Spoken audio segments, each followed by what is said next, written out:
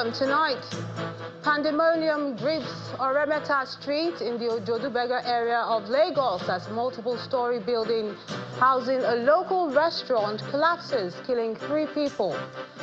Minister of Defense and his humanitarian counterpart visit victims of the recent attacks in some communities in Bokos and Basa local government areas of Plateau State, pledge support for those affected. Governor of Edo State, Mondo Opebolo, vows to sign the death warrant of kidnappers sentenced to death by hanging, says demolition and seizure of their properties to continue. And the U.S. Supreme Court orders the Trump administration to pause the deportation of a group of alleged Venezuelan gang members. In on business, International Monetary Fund urges federal government to channel fuel subsidy savings to ease poverty and tackle inflation in the country.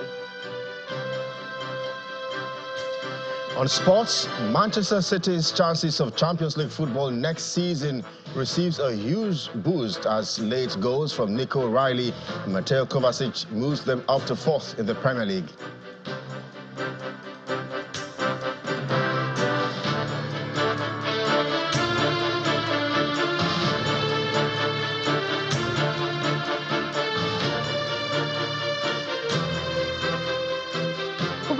Lagos, where 3 people have been confirmed dead and over 20 others rescued as operations continue at the site of a building collapse on the Oremeta Street in the Ojodu area. Emergency responders, including the police, Lagos State Emergency Management Agency, Lagos State Fire Service and Rescue Service, amongst others, are searching for victims trapped under the rubble. Officials say the search will continue to ensure all those trapped are rescued.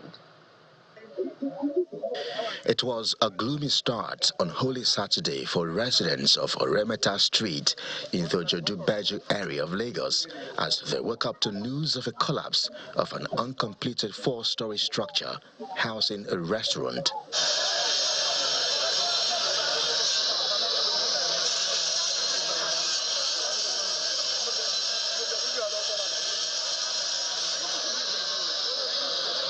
The cause of the collapse, which occurred at about 8 a.m., could not be ascertained at the time of filing this report. However, emergency responders, including the Lagos State Emergency Management Agency, State Fire and Rescue Service, and the Nigeria Police Force, moved to the site for rescue operations.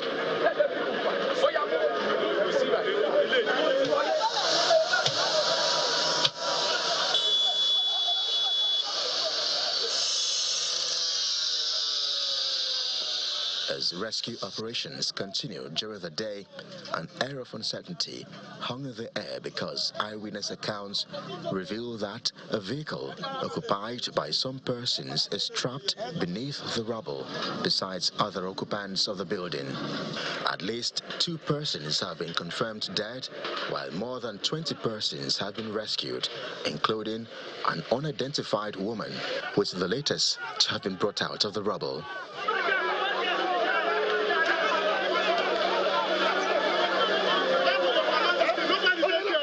Because the 3-story building hosts a restaurant, it attracts frequent visitors from people within and outside the area. For this reason, the first-hand responders reportedly swung into action within the first hour of receiving the distress call to begin rescue operations.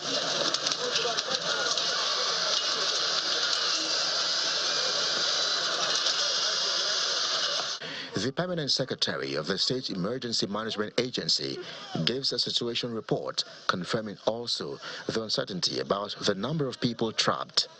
So far, the rescue operation is ongoing because when you see the way we operated, we have treated about 5 out of 10 people outside that sustained minor injury. You can see the director of ambulance services on the ground. All the top echelon, all the key stakeholders are on the ground. We are painstaking in the way we are responding. We are using both heavy-duty equipment and light-duty equipment, and we are using using Tama to ensure that our operation is swift, prompt, effective, and efficient. And believe me, we are going to ground zero. The Lagos State Police Commissioner also visits the site of the collapse to see things for himself. He speaks with newsmen. The Nigerian police force, led by my team, and other security and safety agencies are here, and we've commenced rescuing efforts since morning. We have so far rescued 22 people alive. 2 dead persons have been rescued, and 1 died in the hospital, 1 was rescued dead under the building.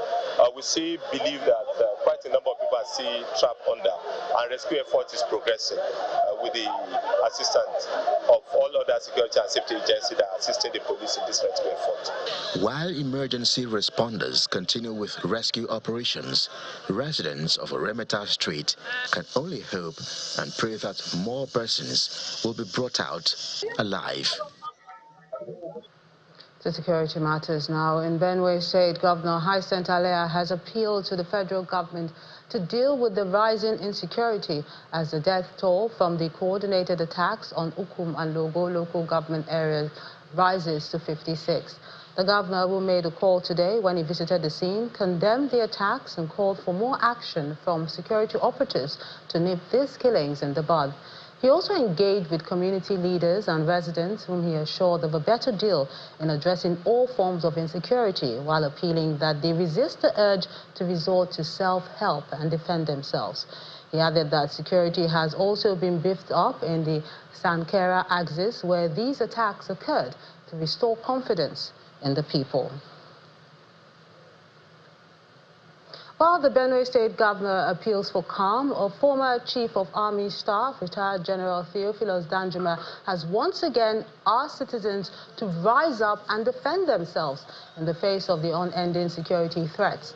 General Danjuma insisted that government alone cannot protect everyone, and if Nigerians do not defend themselves, bandits and other criminal elements will overrun the country for their selfish interests. He was speaking at an event in Takum local government area of Taraba State.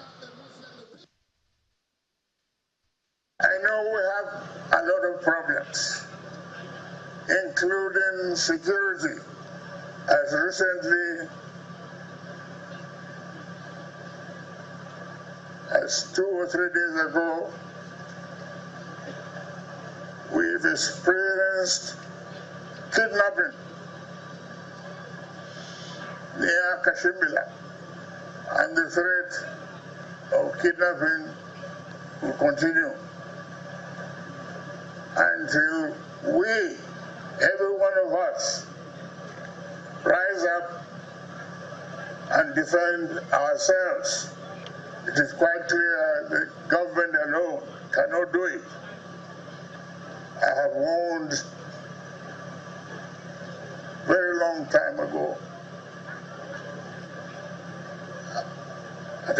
in a speech in Ukari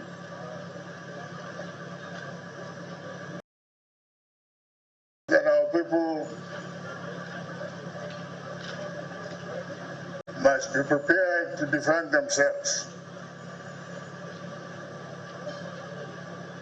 That warning is as valid today as it was when I made it.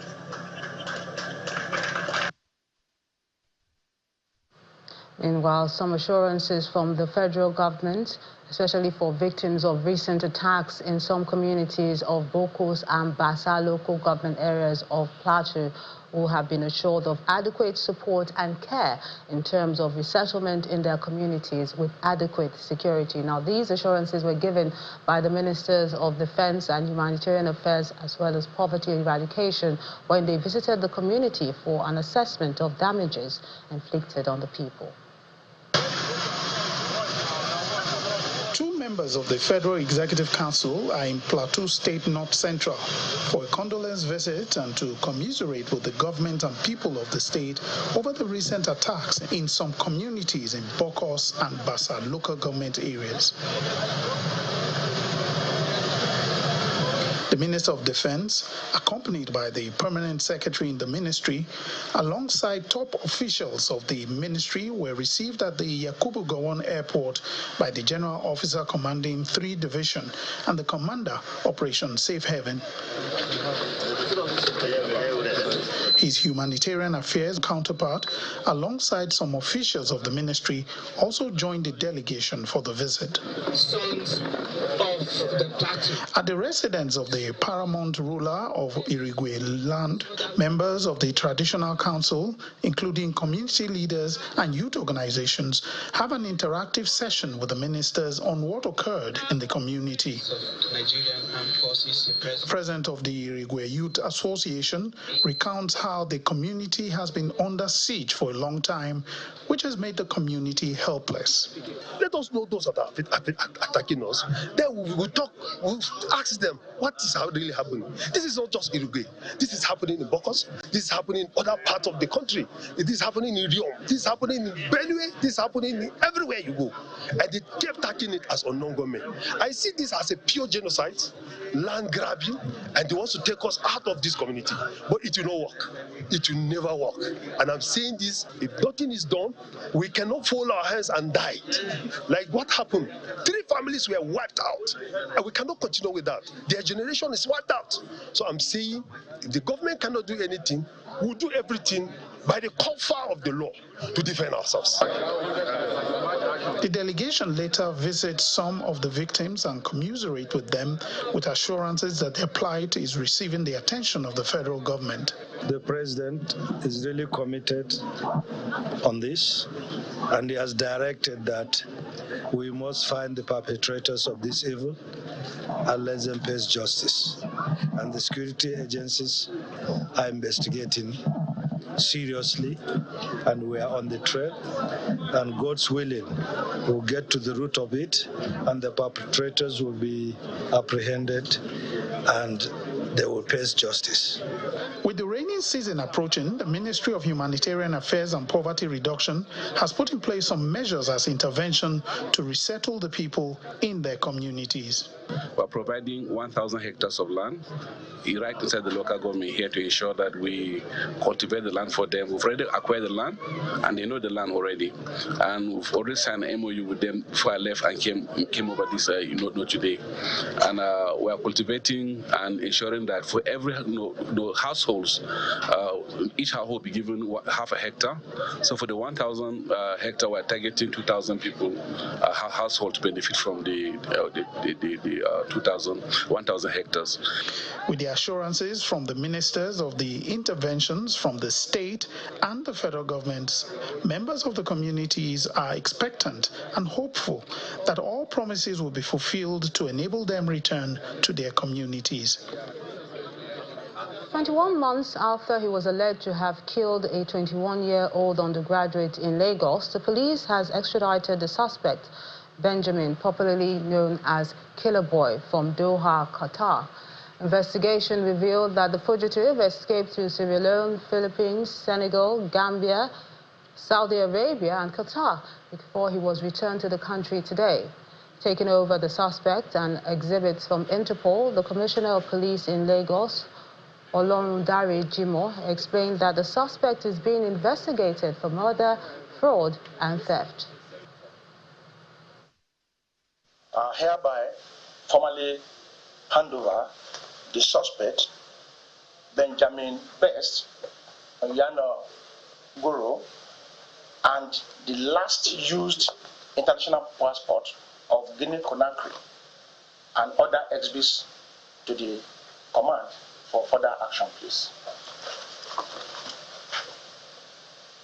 Our counterpart in Interpol arrested the suspect outside the soil of this country, in faraway Qatar, where he has chosen a profession of barbing, and he has equally obtained the international passport of another country, Guinea-Conakry, and is bearing a different name that is different from what is known for in Nigeria. So our investigation is on ground, so we have to ensure that we link it up with the suspect to let the court know the roles he has played the commission of the crime. We will not leave any stone unturned in ensuring that the justice is earned in this matter.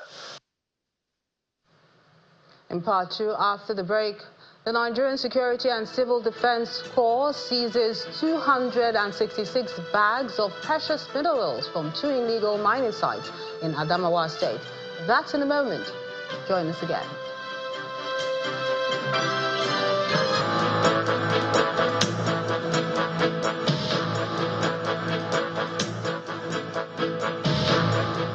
Welcome back. If you just joined us, you're watching the news at 10 live on Channels Television. A reminder of our top stories. Pandemonium grips Oremeta Street in Ojodu Bega area of Lagos as story building housing a local restaurant collapses, killing 3 people.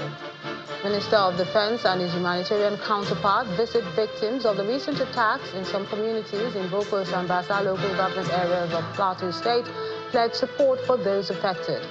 Governor of Edo State Monday Okpebolo vows to sign the death warrant of kidnappers sentenced to death by hanging, says demolition and seizure of their properties to continue.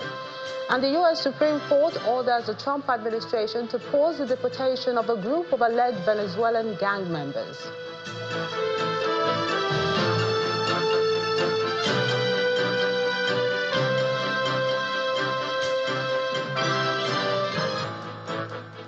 To clamp down on crime in Edo State, the governor, Monday Okpebolo, has vowed to sign the death warrant of any kidnapper sentenced, seize and destroy their properties in accordance to extant laws.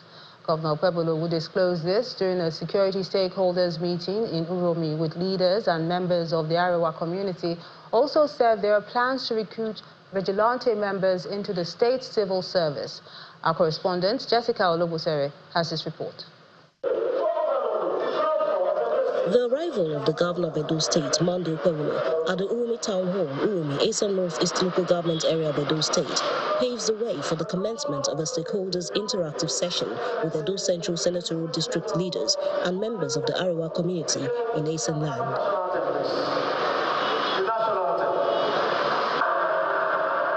The focus of the meeting is security, especially in the aftermath of the Uromi killings a few weeks ago. People when do this, nobody send them, they do with their own mind. The leaders from the Arewa community, who thanks Governor Okpebolo for the actions taken to deal with the incident, also have suggestions on the constitution and activities of vigilante groups. So what I'm appealing to His Excellency is that let some of our people be in the midst of those security. In terms of such activities, maybe they can maintain the situation or they can give alerts to the heads to control such problems. As the suggestions are noted, the Arewa leaders are also advised on the issue of database for their members. I don't tell them before, say, we are supposed to get registered. Anybody who come from our side, come join us. We are going to put the name down. So when the plans, when governor come, one put together now, when it start, they will call the leaders of the various communities.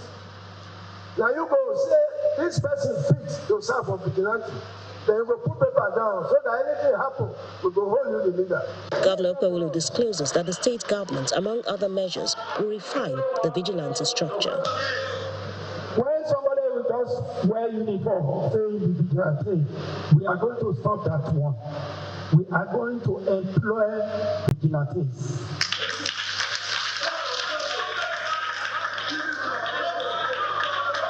These vigilantes are going to work with the security agent. They will be trained how to handle even when they caught criminals. We are not asking them to kill anybody. He also talks tough on the issue of crime and punishment, especially kidnapping. There is a new law. It doesn't end in demolition. It also ends in a way that we will recover that property. We will seize it. And we will not stop there. Those people, we are going to bring them to the public and execute them. That is the law. I will sign it. State government maintains that these measures, including others like the planned fencing of markets and provision of street lights in the communities, are steps it's taken toward improving security in Edo State. Jessica Olubuse, Channels Television News. All necessary police deployments have been made across Lagos and Ogun states to ensure a peaceful and crime-controlled celebration during and beyond the Easter season. While speaking after a review of the security situation in both states, the Assistant Inspector General of Police in charge of the zone expressed satisfaction with the deployment and asked residents to always reach out to the police if there are any security concerns. The Assistant Inspector General of Police in charge of Lagos and Ogun State, Adegoke Fayoade, sets out on an assessment of the visibility of police in crime control during the Easter holidays. He makes a brief stop at the popular Ojota Park and then proceeds to Songota, Ogun State, where he addresses motorists and commuters on issues of security and safety. I've gone around and I've seen that our level of preparedness is very high, and also to assure members of the public that the Easter season, Easter period, will be hitch-free. Men are in place, and also to let them know that they also have a role to play in ensuring the community is secure and safe. Letting them know that once they notice any situation that may affect the peace of the area, they should let us know, and our men will be all over the place to ensure that ensure safety and security. In a similar vein, the Commissioner of Police in Lagos State, Olorun Dare Jimo, seems ready to deliver on the mandate of police in the state over the holidays.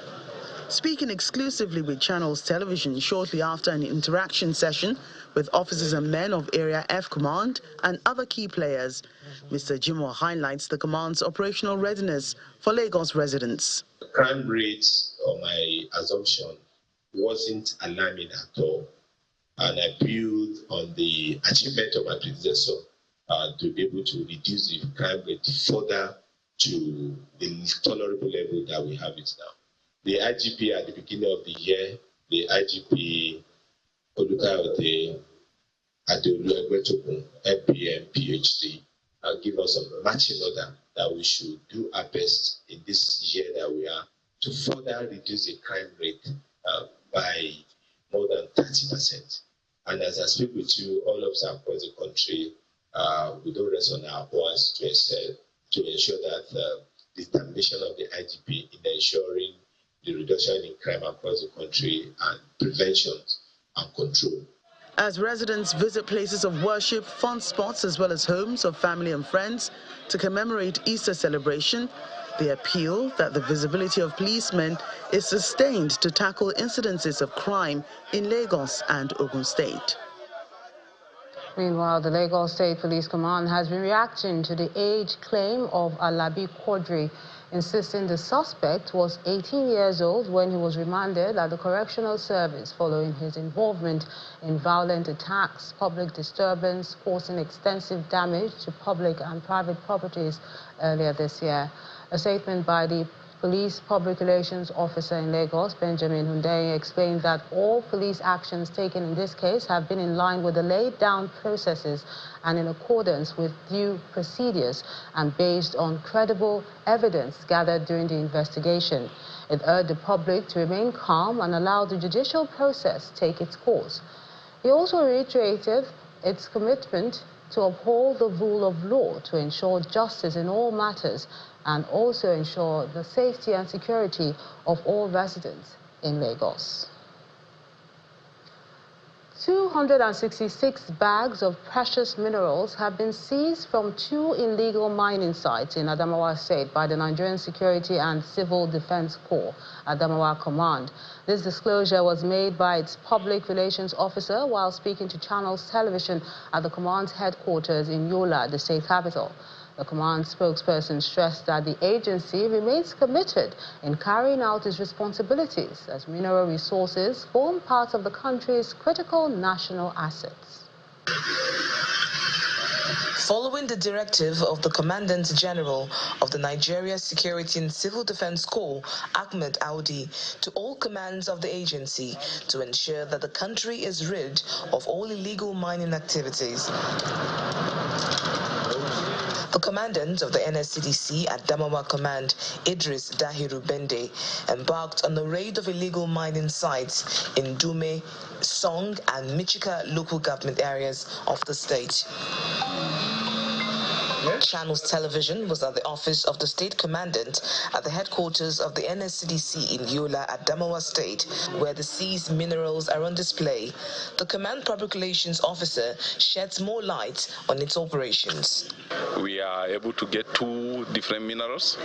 One is monazite. Monazite was gotten from Michika local government at an illegal mining site, which we've recovered 41 bags.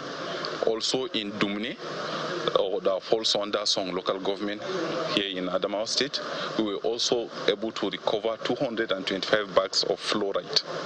All these are mineral resources that are illegally mined here in the state. About 100 personnel are also undergoing training as mining marshals to strengthen the fight against illegal mining in the state. We have 100 personnel that are undergoing refresher courses on arms handling and tactical skills to address this menace of economic sabotage. So with this, we are working, and the commandant is telling the public and those mining these minerals illegally to stay off these minerals. Whoever is interested, there are procedures of getting registered and licensed to get these minerals. Our doors are open, and as you are aware, we have our presence at the 21 local governments of this state. We also have our offices deep-rooted into the communities which we refer to as our outposts. So whenever they see such going on in their localities, they should please report to us.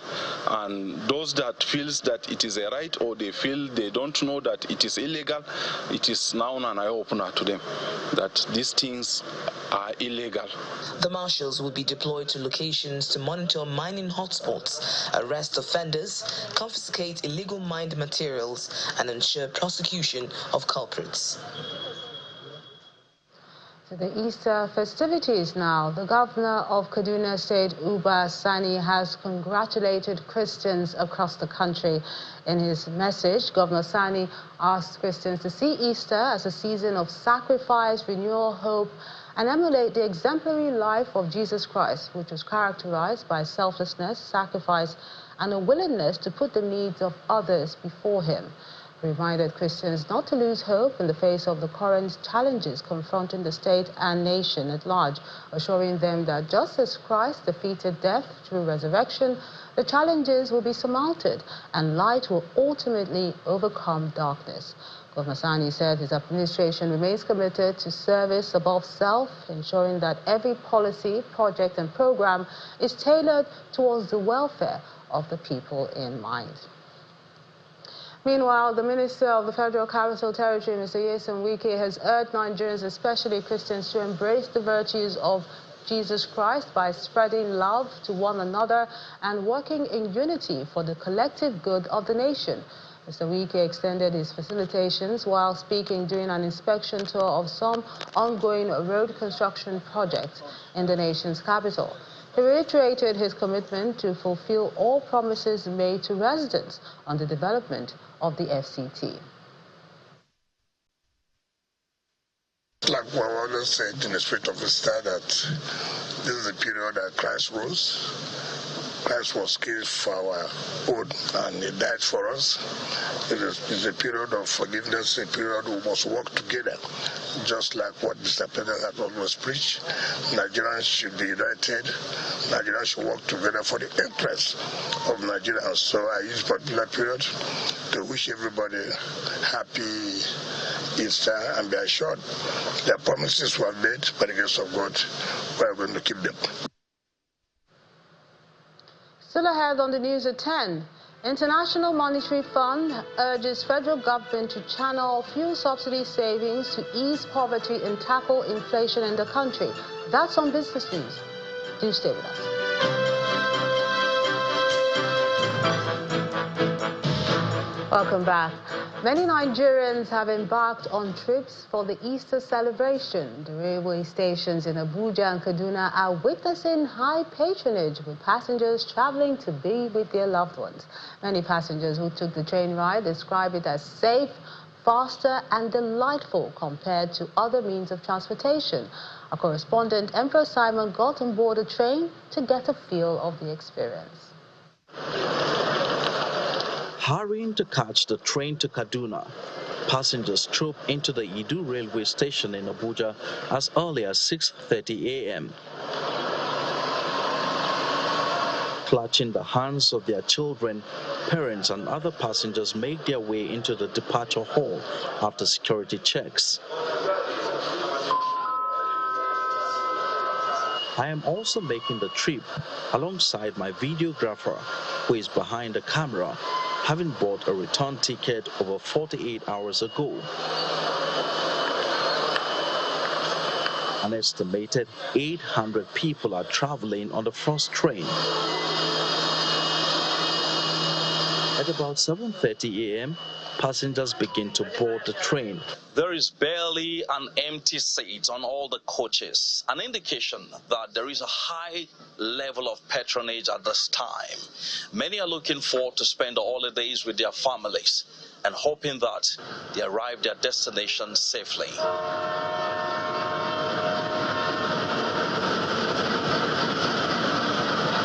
An ambience of excitement reels the coaches as passengers share their feelings. Apart from celebrating the love of Jesus for us, it's also another time to spend with family. So personally, I'm going home to go and spend the celebration season with my family members. We're traveling for the Easter celebration with my family and actually to celebrate my brother's 50th birthday. So we're trying to go and have fun over the Easter holidays. Although there is no hike in the price of tickets, some passengers complain about the difficulty in securing a ticket online. Once the portal opens at midnight, it's a mad rush, especially because it's the festive period. But despite the experience, many say they prefer traveling by rail to other modes of transportation.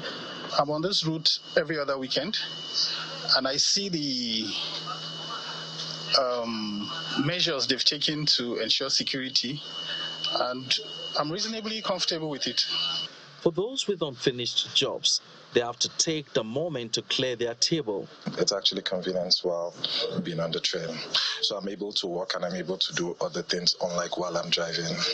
However, some passengers have concerns they want the government to address. You know, there's always that hold up where you're struggling to get in, others are also coming out and they have luggage, so that can be very stressful. Security personnel and officials of the Nigerian Railway Authority patrol the coaches to ensure security and orderliness. We want to make sure that everybody sitting anywhere here are people that have their profiles safe in our system for security reasons.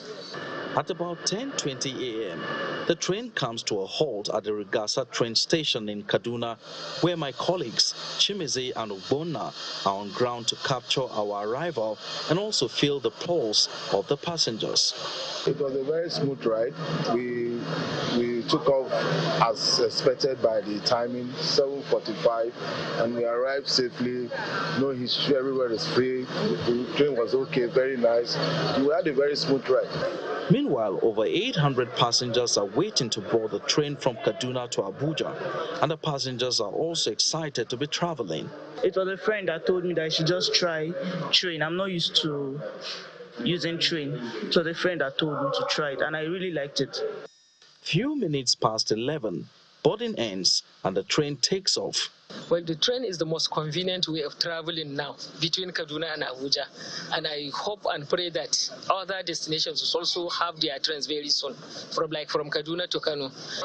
This family is excited to be traveling for the holidays as they share their experience. How do you feel being with daddy, mommy, and your sisters on the train? Fantastic. And after about 2 hours, we're back to Abuja. It It was an interesting trip, I must admit, especially my interaction with the passengers on board of the train. One message that resonates is that it feels safe and comfortable traveling by rail. However, they believe there is a room for improvement, especially in ensuring efficiency in service delivery by the Nigeria Railway Corporation. From the Idu train station in Abuja, Emperor Simon, Channels Television News. To politics now. Stakeholders of the All Progressives Congress ABC in Abia State, led by the former Minister of State for Science and Technology, Henry Ikechukwu, have pledged to reclaim the state and secure victory for President Bola Tinubu in the 2027 general elections. Speaking to journalists at his residence in Ikwana local government area, the former governorship aspirant admonished the Southeast zone to align to the center, insisting they will get a better deal under President Tinubu.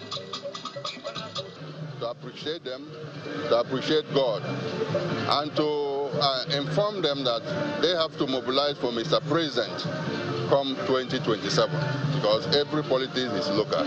We from the Southeast, we must support the federal government. We must key into this federal government.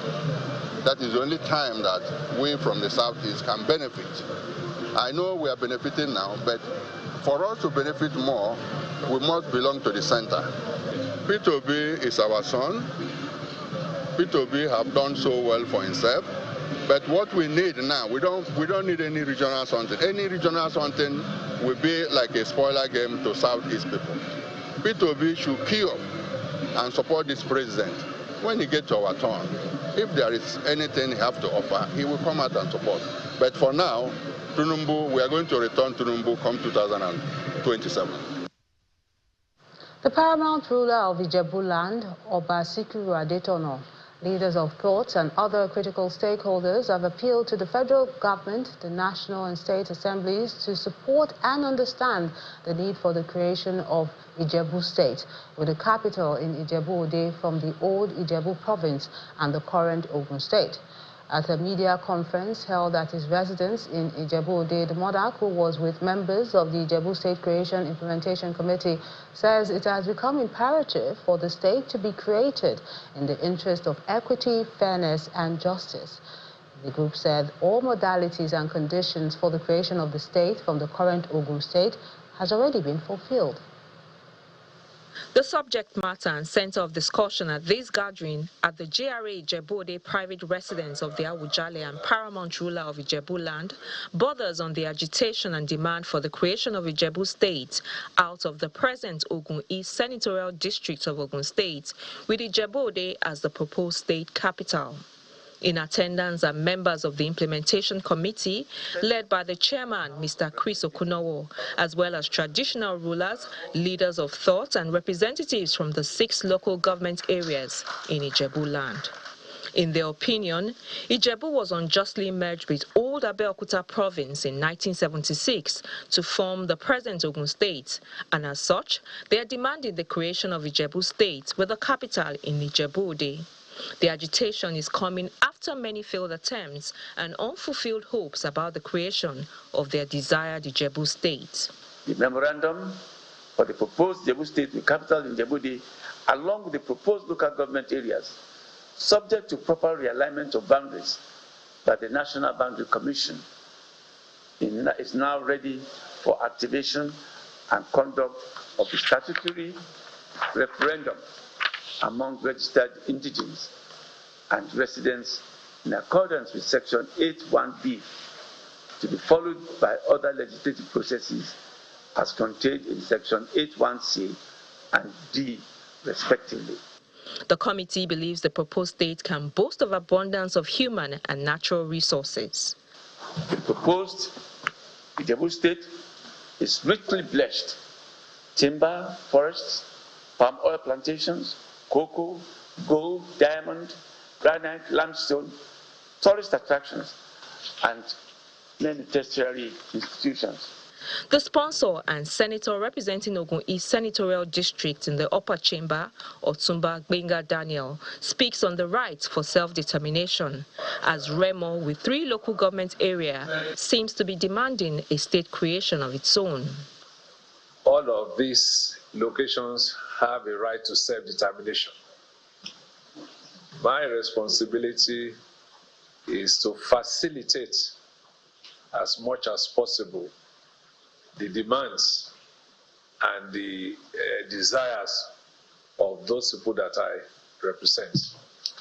And of course, 6 out of 9 local governments, without any doubt, is a clear majority. So I therefore have no qualms, and there is no dilemma in representing what the majority of my people want.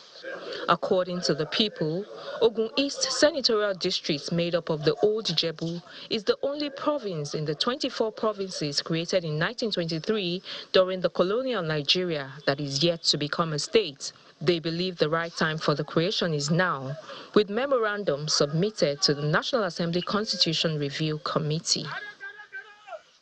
The University of Maiduguri has partnered with several agencies to enlighten unequipped students on the technological advancement in the agricultural value chain. According to the institution, this initiative is to prepare the young people to look at agriculture as a way to ensure national food sufficiency and security. During a conference held at the university premises in Maiduguri, Benue State, stakeholders explored climate change mitigation, smart agriculture, toolbox, and other developments in agricultural production. This year's University of Maiduguri Conference on Agriculture Value Chains in Benue State is centered on using technology to solve problems of food insecurity and climate change. The conference is seen as timely for a state already facing food insufficiency due to a combination of insecurity and environmental challenges. Since the theme of this is about food security, we can see the potential of our students to really help us in solving the food problem in this country. And so what we do is we do whatever we can to really encourage them so that they can mass produce what they have been producing at the expected level so that the community and the nation will really benefit. The Dean of Agriculture at the institution gives more insights on the benefits of the conference. As you all know, Nigerians were in a situation whereby we need food in the table. Considering the policy implications that we are suffering as a result of inflation, population increase, and some of the major macroeconomic policies, there's need for increased improved production. Therefore, there's need to live from that traditional agricultural production to modern agriculture, through innovation, smart agriculture, and other aspects of moving forward of agriculture in recent years. Other members of the organizing team also speak on the initiative. Making the youth understand different areas that they can also venture into beyond agriculture, making the youth understand the technology behind agriculture, making the youth understand entrepreneurship in agriculture, making the youth understand how to transform Nigeria from food insecure country to a food secured country. We're having to look at how we can make sure that as some are producing, some are also creating cold chain solutions for in transit and also for warehousing that will keep the quality, quantity, and price facets of farm produce to make sure that people are not hungry. At the end of the event, participants are expected to have a broader perspective to opportunities in agriculture, while also taking advantage of opportunities in climate change mitigations to build livelihoods. Time to find out what's happening in the world of business. Willie Bong has details.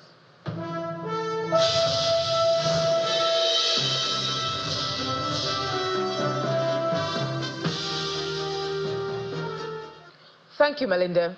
Now, the International Monetary Fund, IMF, has advised the federal government to channel savings from fuel subsidy removal into programs that support the poor. And this follows a 2-week visit by its mission team for the 2025 Article 4 consultations. The fund acknowledges reforms like halting central bank deficit financing and improving the forex market, but notes that many Nigerians still face poverty and food insecurity. It also recommends a tight monetary policy and neutral fiscal stance in the 2025 budget to fight inflation and protect key investments.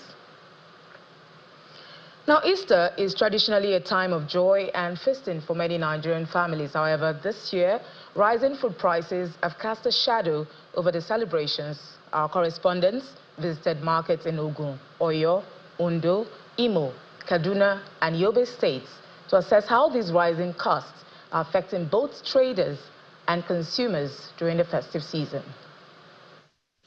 Easter may be a season of celebration, but across Nigeria, a trip to the market is fast becoming a test of endurance.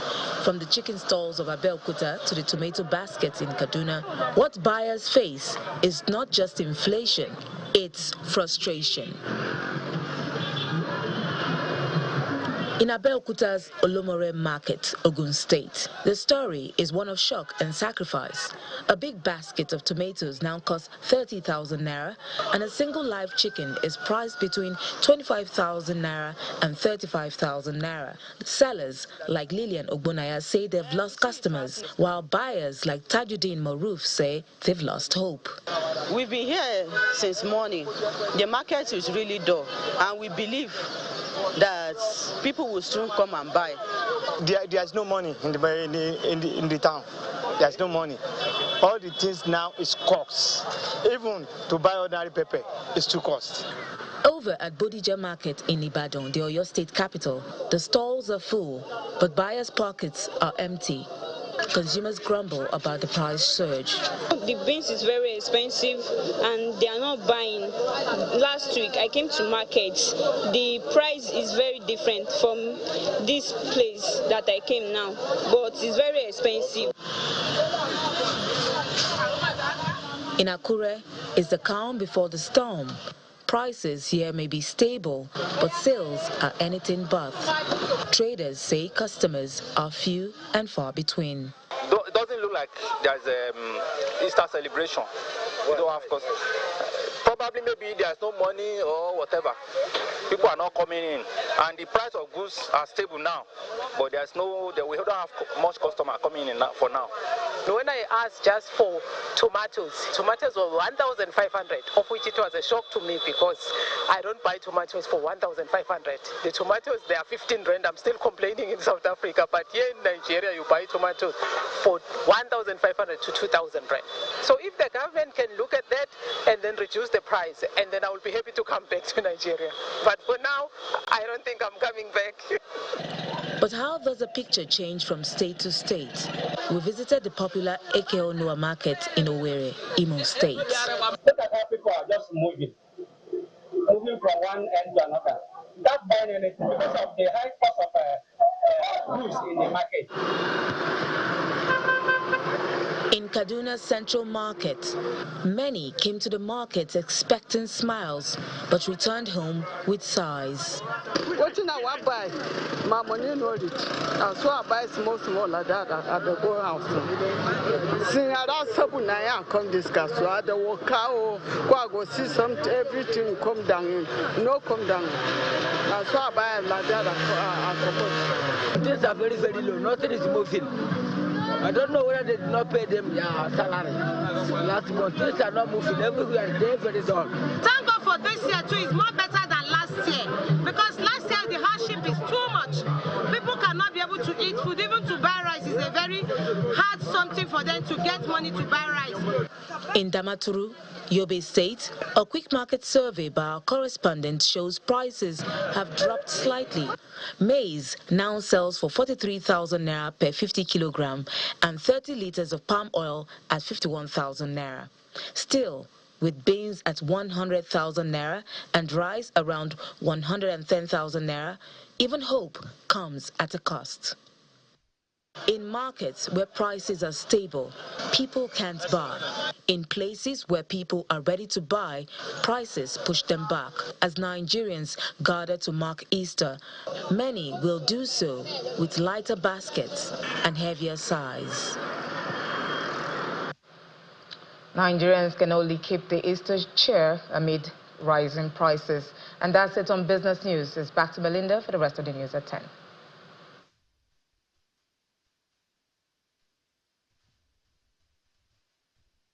And thanks, Will. The federal government has announced the temporary closure of the Akanibiam International Airport in Enugu State for emergency repairs on the runway. This is coming hours after Air Peace, one of the airlines flying that route, suspended flights citing safety concerns. In a statement, the company's head of corporate communications says safety issues at the Enugu airport have been causing disruption to Air Peace flights. However, FAN's Director of Public Affairs and Consumer Protection, Obiageli Ora, stated that there was a sudden and significant rupture at a critical section of the runway, which is being addressed at the moment. For the latest from the world of sports, here's Kelly Egiga.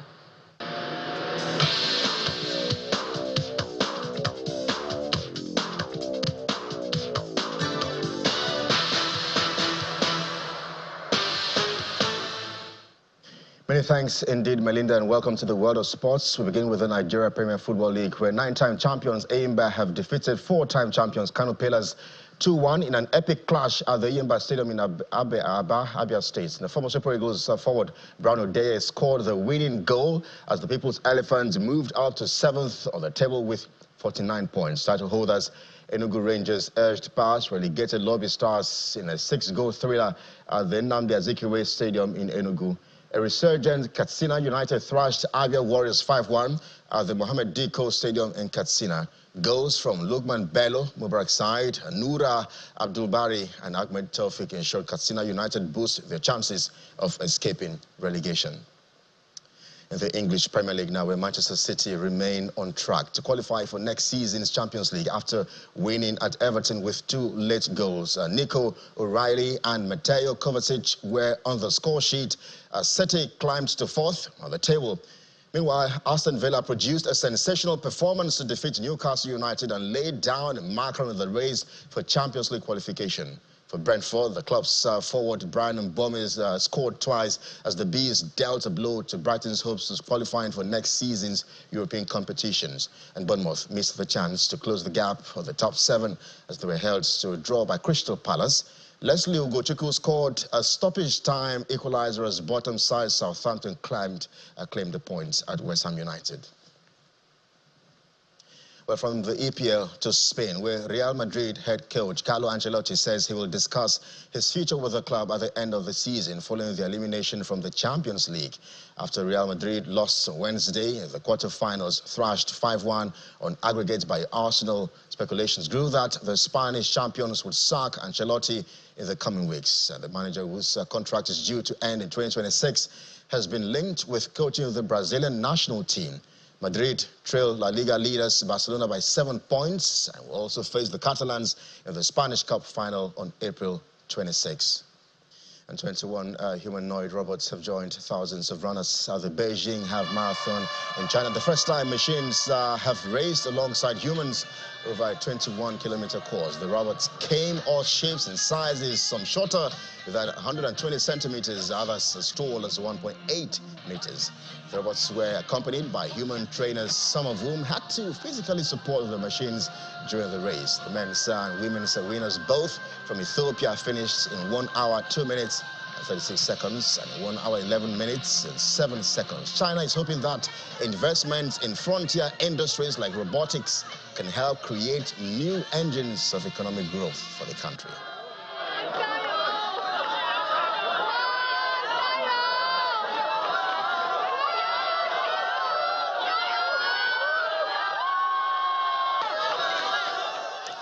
Well, it's interesting to see the collaboration between humans and robots. That's sports. I'm Kelly. Thank you guys. Back to Melinda.